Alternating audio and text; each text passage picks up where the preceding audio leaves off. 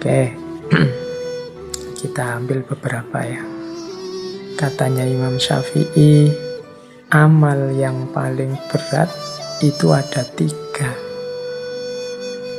yaitu murah hati saat miskin, bersikap warok saat sendiri, dan mengucapkan kebenaran di hadapan orang yang ditakuti.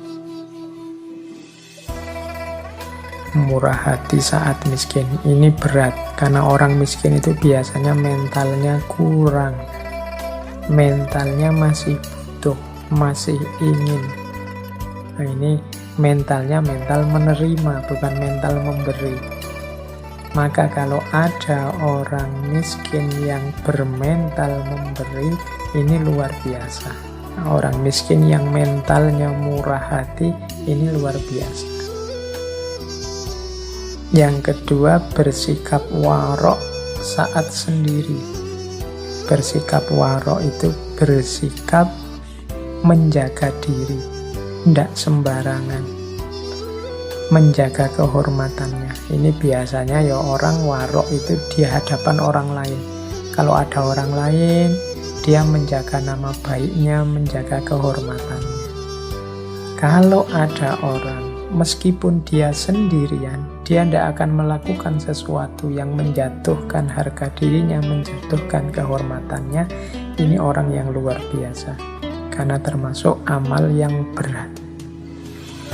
Kita itu cenderung kalau tidak ada siapa-siapa ya suka-suka kita. Tapi kalau masih ada orang yang mau menjaga diri saat sendiri, ini orang hebat. Dan yang terakhir, mengucapkan kebenaran di hadapan orang yang ditakuti. Nah, ini juga berat. Kalau ada orang yang kita takuti kan kita pengennya minggir saja, tidak bersentuhan dengan dia. Tapi kok orang ini saya takuti, tapi aku harus menyampaikan kebenaran padanya. Entah nanti apa resikonya. Orang yang berani semacam ini orang yang hebat. Mengucapkan kebenaran di hadapan orang yang ditakuti.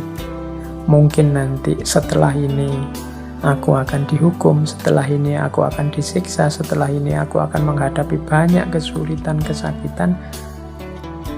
Monggolah, yang penting aku mengucapkan kebenaran. Nah, makanya ini orang hebat. Jadi mengucapkan kebenaran di hadapan orang yang ditakuti. Ya monggo teman-teman latihan, siapa tahu kita bisa masuk kualifikasi orang-orang hebat ini.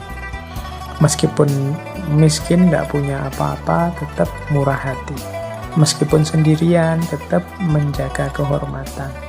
Meskipun di hadapan yang ditakuti, tetap menyampaikan kebenaran.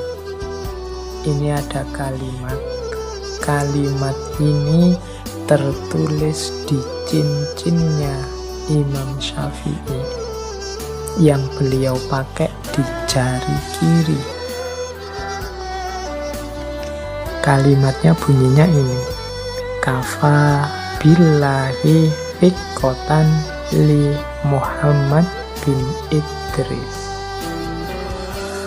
Artinya, cukuplah Allah sebagai pegangan, cukuplah Allah sebagai sandaran yang dipercaya oleh Muhammad bin Idris.